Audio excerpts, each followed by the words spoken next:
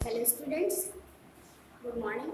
आज हम class 10th का हिंदी पढ़ रहे हैं, जिसमें हम पढ़ रहे हैं स्पर्श बुक से बड़े भाई साहब। है गद्य खंड में हम पढ़ रहे हैं बड़े भाई साहब। तो बड़े भाई साहब की कहानी ऐसी है कि जो बड़े भाई और छोटे भाई, आपने यहाँ तक देखा होगा कि दोनों बड़े भाई और छोटे भाई दोनों हॉस्टल में रहते हैं और हॉस्टल में रह के पढ़ाई करते हैं। और जो बड़े भाई साहब रहते हैं वो काफ़ी मेहनती रहते हैं, दिन रात पढ़ाई में लगे रहते हैं। और छोटे जो रहते हैं वे थोड़े से उपद्रवी टाइप रहते हैं और वो उनके साथ साथ वे मस्ती खोर भी रहते हैं। और पढ़ाई करने के लिए बोला जाता है तो मात्र 1 घंटा पढ़ाई करते हैं, है ना।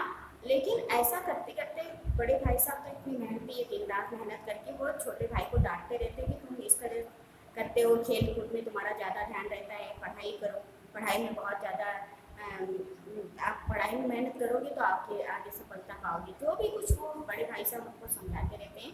लेकिन होता यह है कि बड़े भाई साहब इतनी मेहनत जरूर करते हैं लेकिन सफल नहीं हो पाते। अब क्या होता है कि जो बड़े भाई रहते हैं वे 5 साल बड़े रहते हैं, छोटे भाई से 5 साल बड़े रहते हैं। लेकिन वो क्लास उनसे 3 साल ही आगे रहते हैं, 3 साल आगे रहते हैं। लेकिन क्या होता है कि जब भी इम्तहान आता है, सालाना इम्तहान जब भी आता है तो वो उसमें फेल हो जाते हैं और छोटे भाई पास होते चले जाते हैं। भले वो मात्र 1 घंटा पढ़ाई करते हैं लेकिन उसके बावजूद वो पास होते चले जाते हैं। बाकी ध्यान इधर उधर रहता है, बाहर बाहर गार्डन में रहता है, इधर रहता है। लेकिन इधर उधर की खेल में उनका दिमाग रहता है, खेल कूद में ज़्यादा दिमाग रहता है छोटे भाई का। लेकिन फिर भी वो पास होते चले जाते हैं।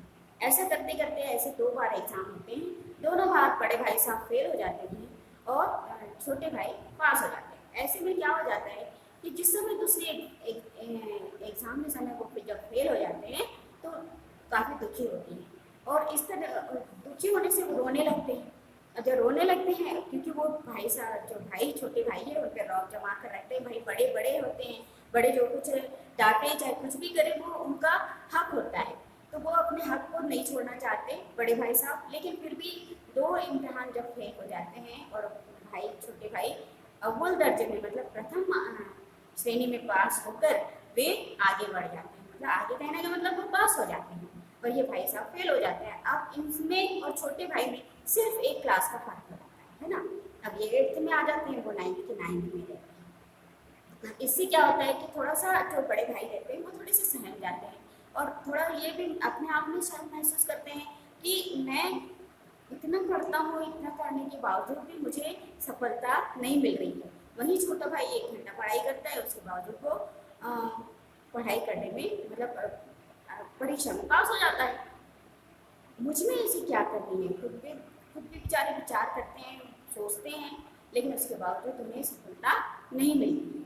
लेकिन अब क्या होता है, आगे हम पढ़ाई कर रहे हैं तो आगे बता रहे हैं आपको कि अब भाई साहब बहुत कुछ नरम पड़ गए थे। कई बार मुझे डांटने का अवसर पाकर भी उन्होंने धीरज से काम लिया। शायद अब वो कुछ समझने लगे थे कि मुझे डांटने का अधिकार उन्हें नहीं रहा, या रहा भी तो बहुत कम। मेरी स्वच्छंदता भी बढ़ी और मेरी सहिष्णुता का अनुचित लाभ मैं उनकी सहिष्णुता का अनुचित लाभ उठाने लगा। मैंने मेरी ऐसी धारणा हो गई है कि अब भाई साहब मुझे नहीं डांटेंगे। क्यों? क्योंकि वो तो फेल होते चले जा रहे हैं। अब उनका डांटने का अधिकार मुझ पर नहीं रहा। अब मैं क्या हो गया हूँ, वो डांट भी नहीं रहे, उस समय तो बहुत दुखी है और उनको उतना अधिकार भी नहीं रहा कि मैं तो पास होते चला जा रहा हूँ। इनको थोड़ा सा गुरूर आ जाता है, अहम आ जाता है कि मैं पास होते चला जा रहा हूँ, बड़े भाई फेल होते चले जा रहे हैं। अब उन्हें मुझे कोई बोलने का अधिकार नहीं, तो वो क्या अपने आप को स्वच्छंद समझने लगे हैं।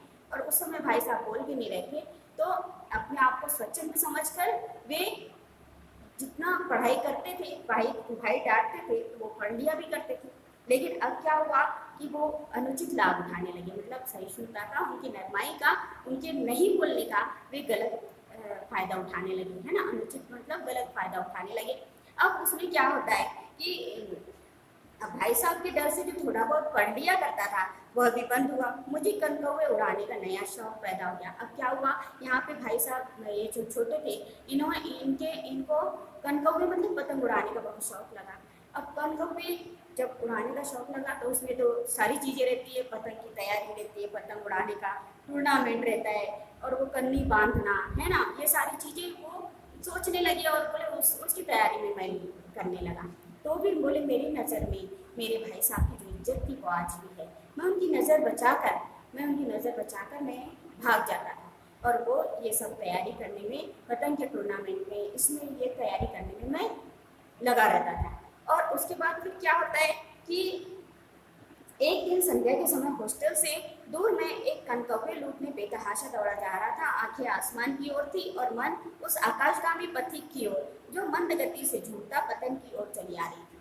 कौन पतंग के बारे में बता रहा है कि आकाशगामी जो थी, कौन पतंग झूमते हुए धीरे धीरे झूमते हुए चली आ रही थी और वह इस ओर आ रही थी, पतंग की ओर चली आ रही थी। मतलब पतंग मतलब उसका अब उसे बर्बाद होना ही था, क्योंकि इतने सारे जो लड़के थे वे उसे लूटने के लिए तैयार थे। किसी के हाथ में बांस था, किसी के हाथ में कुछ था, ऐसे सब लोग दौड़ दौड़ कर उसको लूटने के लिए, पतंग को लूटने के लिए वहाँ पे सभी लोग बच्चे खड़े थे। तो मैं भी उस तरफ बेहताश दौड़ता चला जा रहा था। जब दौड़ता चला जा रहा था तो एक समय क्या होता है, शाम का समय था, मैं जब दौड़ता चला जा रहा था उस पतंग को लूटने के लिए, तो मैं भाई साहब से टकरा जाता हूँ। और भाई साहब कहाँ से आ रहे थे? बाजार से लौट रहे थे। जब भाई साहब लौट रहे थे बाजार से, तो मैं क्या, दौड़ते दौड़ते मुझे होश ही नहीं, मैं ऊपर देखता हुआ, आसमान की ओर देखता हुआ दौड़ता चला जा रहा था उस पतंग को लूटने के लिए। अब क्या हुआ, जब टकरा जाते हैं भाई साहब तो वो वहाँ पे एकदम उनको देखकर सटिक रह जाते हैं, एकदम भौचक्के रह जाते हैं। और फिर क्या होता है, भाई साहब फिर अपना सुनाना शुरू करते हैं। अब वे जब हाँ, तो सहसा भाई साहब से मेरी मुठभेड़ हो गई, जो शायद बाजार से लौट रहे थे। उन्होंने वही हाथ पकड़ लिया और उग्र भाव से बोले, इन बाजारी लौंडों के साथ भेले की कनकौवे के लिए दौड़ते तुम्हें शर्म नहीं आती? भेले की मतलब पैसे के लिए, कुछ इतने कम पैसे के लिए, यानी पैसे के लिए तुम वो कनकौवे जो पतंग उड़ा रहे हैं उन लड़कों के साथ में, तुम बेकार लड़कों के साथ में दौड़े चले जा रहे हो, तुम्हें अपने आप में शर्म नहीं आती? कौन कह रहा है सर? बड़े भाई साहब। तुम्हें इसका कुछ लिहाज नहीं कि अब नीची जमात में नहीं हो, जमात मतलब क्लास में, तुम नीची क्लास में नहीं हो, अब तुम आगे बढ़ चुके हो। कितने? बल्कि 8वीं जमात में आ गए हो और मुझसे केवल एक दर्जा नीचे हो। आखिर आदमी को कुछ तो अपनी पोजीशन का ख्याल रखना चाहिए। बड़े भाई साहब बोल रहे हैं, तुम इस तरह से, मतलब जो ये लड़कों के साथ में जो मस्ती है, ये सब छोड़ दो, ये सब चीज़ें अब नहीं करना है। 8वीं जमात बोले, 8वीं क्लास बोले, तो उस समय बहुत बहुत माना जाता था, बहुत बड़ी क्लास मानी जाती थी। तो उस समय लोग 10 तक ही पढ़ लिए, यानी बहुत अपने आप को पढ़ लिए समझ लेते थे। MA की तो बात ही अलग है। लेकिन उस समय वो भाई साहब उनको समझा रहे थे कि तुम छोटी क्लास में नहीं रह गए, 8वीं में आ गए हो।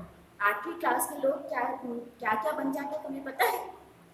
एक जमाना था कि लोग 8वां दर्जा पास करके नायब तहसीलदार हो जाते थे। मैं कितने ही मिडिल चीज़ों को जानता हूँ जो आज अव्वल दर्जे से डिप्टी मजिस्ट्रेट और सुप्रिटेंडेंट हैं। कितने ही 8वीं जमात वाले लीडर और समाचार पत्रों के संपादक हैं। कितने लोग ऐसे हैं जो सुप्रिटेंडेंट बन गए हैं, डिप्टी मजिस्ट्रेट बन गए हैं और संपादक बन गए समाचार पत्रों। और तुम अपने आप को कहाँ रखते हो? तुम 8वीं क्लास में पहुंच गए। बड़े भाई साहब उनको वहाँ जब टकरा जाते हैं बीच बाजार में, तो वो इतनी बातें उनको पकड़कर, मतलब वहीं खड़े रह गए सुना रहे हैं। बड़े बड़े विद्वान उनकी मात हत्ती में काम करते हैं और तुम उसी 8वीं दर्जे में आकर बाजारी लौंडों के साथ कनकौवे के लिए दौड़ रहे हो, है ना? तुम्हें कुछ तो इस चीज़ की शर्म होनी चाहिए। मुझे तुम्हारे इस कम अकली पर बड़ा दुख होता है। तो कह रहे हैं, मैं तुम्हारे इस कम अकली पर मुझे बहुत दुख होता है। तुम जहीन हो, इसमें कुछ शक नहीं, लेकिन वह जहन किस काम का जो हमारे आत्मगौरव की हत्या कर डाले, है ना? तुम अपने आप में ठीक हो, अपने आप में ठीक हो, लेकिन तुम अपने आप को ये इस तरह से ढाल लेना कि जो अपने आत्मगौरव की हत्या कर दे, तो वो क्या काम था, है ना? वो कह रहे हैं, तुम अपने दिल में समझते होगे कि मैं भाई साहब से महज एक दर्जा नीचे हूँ और अब उन्हें मुझको कुछ कहने का हक नहीं। तो ये तुम्हारी सोच गलत है, यहाँ पर तुम गलत हो, यहाँ तुम्हारी गलती है। मैं तुमसे 5 साल बड़ा हूँ और चाहे मैं तुमसे 5 साल बड़ा हूँ और चाहे आज तुम मेरी ही जमात में आ जाओ और परीक्षकों का यही हाल है, तो निस्संदेह अगले साल तुम मेरे समकक्ष हो जाओगे। हो सकता मैं फिर फेल हो जाऊँ, तुम मेरी बराबरी में आ जाओगे। समकक्ष मतलब तुम मेरी बराबरी में, मेरे क्लास, मेरे मैं जो क्लास में तुम उस क्लास में आ जाओगे, और परीक्षा और एक साल बाद मुझसे आगे भी निकल जाओगे। हो सकता है ना। लेकिन मुझमें और तुममें जो 5 साल का अंतर है, वो उससे तुम क्या खुदा भी नहीं मिटा सकते। जो हमें और तुम्हें जो 5 साल का अंतर है, उसे तुम क्या तो खुदा भी नहीं मिटा सकता। क्योंकि हम तो तुमसे 5 साल बड़े ही कहाएंगे। तुम भले ही हमसे आगे पढ़ाई में हो जाओ, तुम चाहे जितने बड़े हो जाओ, लेकिन तुम हमसे छोटे ही कहाओगे, है ना। ऐसा वो कह रहे हैं। एक साल, हाँ, मुझे दुनिया का और जिंदगी का जो तजुर्बा है, तुम उसकी बराबरी नहीं कर सकते। जो मुझे जिंदगी और दुनिया का जो तजुर्बा मुझे है, जो मालूमात मुझे है, वो तुम्हें नहीं मालूम है। तुम उसकी बराबरी भी नहीं कर सकते, चाहे तुम MA और DPhil या DLED ही क्यों ना हो जाओ। ये डिग्रियाँ है ना, भले ही तुम कितना भी पढ़ जाओ, कि तो MA हो जाओ, DLED हो जाओ, DPhil हो जाओ, जो भी हो जाओ, लेकिन तुम रहोगे मुझसे छोटे ही। समझ किताबें पढ़ने से नहीं आती, दुनिया देखने से आती है। अब हमारी अम्मा को देखो, हमारी अम्मा ने कोई दर्जा नहीं पास किया, और दादा भी शायद 5वीं 6वीं जमात में आगे नहीं गए, लेकिन हम दोनों चाहे सारी दुनिया की विद्या पढ़ लें, अम्मा और दादा को हमें समझाने और सुधारने का अधिकार हमेशा रहेगा। क्यों? क्योंकि उनको दुनिया का वो तजुर्बा है जो हमें नहीं है। वो हमें दुनियादारी देखकर ही हमें आगे चलना सिखाएंगे। वो हमें जो सुधारना उन्हें होगा हमको, वो अपने आप हमें सुधारेंगे। क्यों? क्योंकि उनको दुनियादारी का तजुर्बा है, उन्होंने बहुत दुनिया हमसे देखी है। केवल इसलिए नहीं कि हमारे जन्मदाता है, हम केवल उनको इसलिए नहीं मानते कि वो हमारे जन्मदाता है, बल्कि इसलिए कि उन्हें दुनिया का हमसे ज़्यादा तजुर्बा है और आगे रहेगा। अमेरिका में किस तरह की राज व्यवस्था है, और 8वीं हेनरी ने कितने प्यार किए, और आकाश में कितने नक्षत्र हैं, यह बातें चाहे उन्हें न मालूम हो, लेकिन हजारों ऐसी बातें हैं जिनका ज्ञान उन्हें हमसे तुमसे ज्यादा है। अपने भाई को ये समझा रहे हैं कि भले ही हमारे माँ बाप उतने पढ़े लिखे नहीं हैं, माँ तो अनपढ़ ही है, लेकिन उसके बावजूद वो उनको जो हमको समझाने का अधिकार है, वो किसी और को नहीं है। क्यों? क्योंकि वो भले ही पढ़े लिखे ना हो, लेकिन उन्हें दुनियादारी का जो तजुर्बा है, वो जो यहाँ पे दुनिया उन्होंने इतनी देखी है, हमसे आधी दुनिया जो देखी है, उसको वो जानकर ही हमें आगे बढ़ने के लिए और सुधारने के लिए वो अधिकार उनके पास नहीं। उनका अधिकार हम छीन सकते हैं क्या? नहीं। माता पिता का अधिकार हम छीन नहीं सकते, क्योंकि वो दुनिया जो उन्होंने बताया, जो उन्होंने हमें बताया, वही तो हम करते हैं, वही समझदारी हमारी भी है ना। दैव न करे आज मैं बीमार हो जाऊं तो तुम्हारे हाथ पांव खुल जाएंगे। हाथ पांव खुल जाना मतलब तुम डर जाओगे कि अब भैया बीमार हो गए तो कैसे करें, क्या करें। तो ये सब, और उसी जगह यदि दादा रहते है ना, तो तुम क्या करते, सिर्फ दादा को तार डाल देते, मतलब तार से इंफॉर्मेशन कर देते कि बड़े भाई बीमार हैं। लेकिन तुम्हारी जगह दादा हो तो किसी को न तार दे, न घबराए, न बदहवास हो। पहले खुद मर्ज पहचान कर इलाज करेंगे, उसमें सफल न हुए तो किसी डॉक्टर को बुलाएंगे। पहले अब उनका तजुर्बा ये कहता है ना, उन्होंने दुनियादारी देखी, उन्होंने देखी बीमारियां देखी, बच्चे बीमार होते हैं तो किस तरह से कौन सी दवाई उन्हें देनी चाहिए जिससे वो ठीक हो जाए। वो पहले एक घर का इलाज करेंगे, यदि उससे भी ठीक नहीं हुआ तो फिर डॉक्टर को बुलवाएंगे। जो भी है वो ये इस तरह की बात जानते हैं। आज तुम कर सकते हो क्या ऐसा? भाई साहब को, छोटे भाई को समझा रहे हैं। हम तुम तो इतना भी नहीं जानते कि महीने भर का खर्च महीना भर कैसे चले। जो कुछ दादा भेजते हैं उसे हम 20-22 तक खर्च कर डालते हैं, और फिर पैसे को मोहताज होगा। 20-22 तक मतलब जो डेट है 1 तारीख से लेकर हमें महीना भर का खर्च दिया जाता है, लेकिन हम क्या करते हैं 20-22 तक हमारा पूरा पैसा खर्च हो जाता है। वो मैनेजमेंट हमें आता है क्या? हम जानते हैं क्या? जबकि हमारे दादा वो बताते हैं, हमारे जो दादा है, हमारे जो पिता हैं, वो हमारे से आधे पैसे में अपने घर की दुनियादारी, अपने घर का मैनेजमेंट को संभालते हैं। तो इसको संभालने के लिए भी तो एक दिमाग चाहिए ना। तो क्या वो हमसे छोटे हैं? क्या हम उनसे ज़्यादा पढ़ लिख गए हैं? तो क्या हम उनसे बड़े हो गए?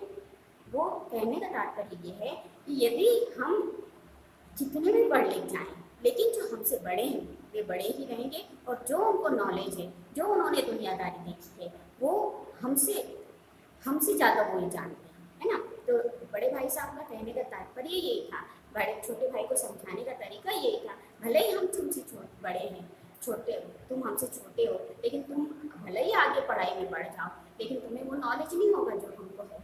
हमने जो दुनियादारी देखी वो तुमने नहीं देखी, जितना हमने देख चुका वो तुमने नहीं देखा, है ना। तो वो यही बात समझा रहे हैं। आगे की ओर हम चलेंगे, पेज नंबर अभी 61 पर हैं, और 62 पर हम कल इसके बाद वाला नेक्स्ट पीरियड हम लेंगे।